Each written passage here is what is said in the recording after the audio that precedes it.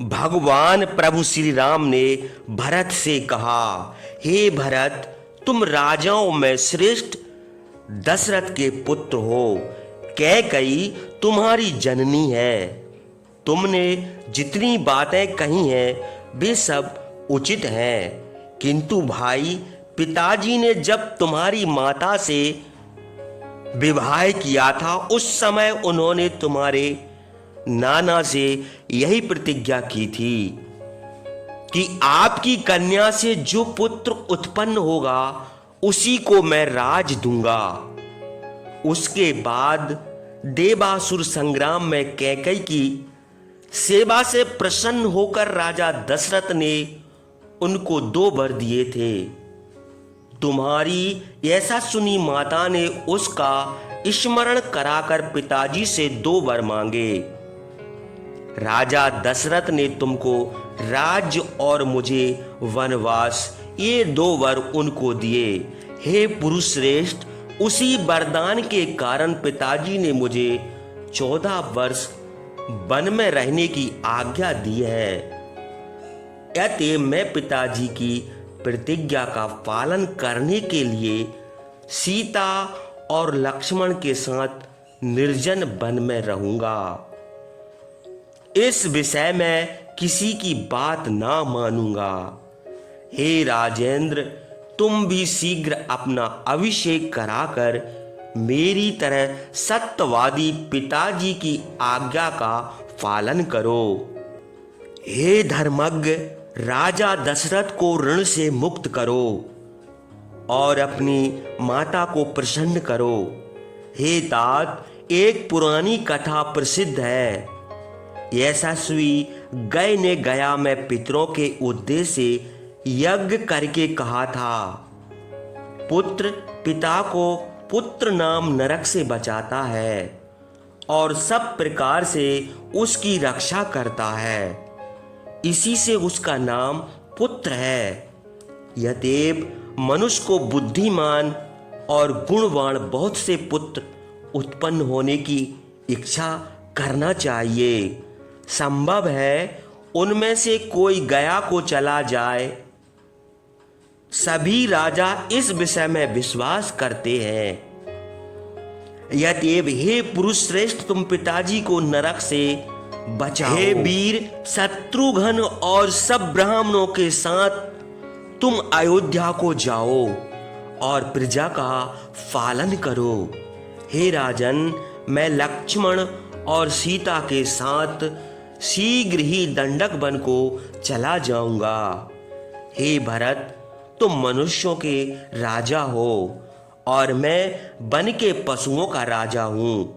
यद्यप तुम प्रसन्नता से अयोध्या को जाओ और मैं भी आनंद से दंडक वन को जाऊंगा। सूर्य की किरणों को छुपा देने वाला राज छत्र तुम्हारे ऊपर ठंडी छाया करे और मैं सुखपूर्वक वन के वृक्षों की छाया का आश्रय लूंगा। हे भरत, बुद्धिमान शत्रुघ्न तुम्हारे सहायक हैं और प्रसिद्ध लक्ष्मण मेरे श्रेष्ठ मित्र हैं। हम चारों भाइयों को राजा के सत्य की रक्षा करना चाहिए। यद्यप तुम खेद न करो। इस प्रकार धर्मज्ञ रामचंद्र भरत को समझा रहे थे। उसी समय ब्राह्मणों में श्रेष्ठ जावाली वैदिक धर्म के विरुद्ध वचन उनसे कहने लगे, हे रघुनंदन, आप बुद्धिमान हैं। यद्यप साधारण मनुष्य की जैसी निरर्थक बुद्धि आपकी न होनी चाहिए। संसार में कोई किसी का सगा नहीं है। किसी से किसी को कोई लाभ नहीं है। सब प्राणी अकेले उत्पन्न होते हैं और अकेले ही मर जाते हैं। यद्यप हे रामचंद्र, माता पिता समझकर जो मनुष्य उनसे प्रेम करता है उसे उन्मत्त समझना चाहिए, क्योंकि संसार में कोई किसी का नहीं है।